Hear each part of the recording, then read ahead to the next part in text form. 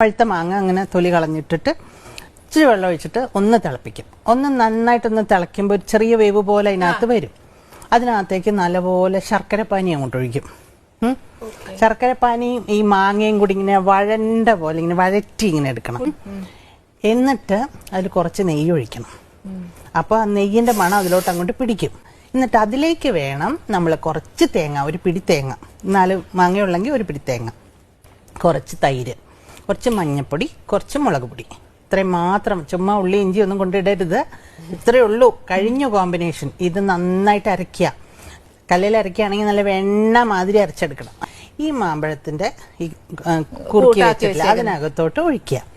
എന്നിട്ട് പ്രത്യേകം ശ്രദ്ധിക്കേണ്ടത് കടുക്, മുളക്, ഉലുവ നെയ്യിൽ തന്നെ വറക്കണം. വെളിച്ചെണ്ണയിലൊന്നും വറക്കരുത്.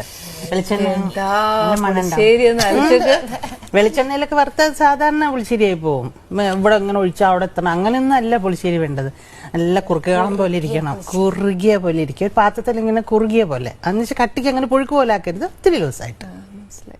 അതാണ് ശരിയായിട്ടുള്ള മാമ്പഴ പുളിശ്ശേരി. അവസാനം ആർക്കും വേണ്ടാത്ത കരിവേപ്പില.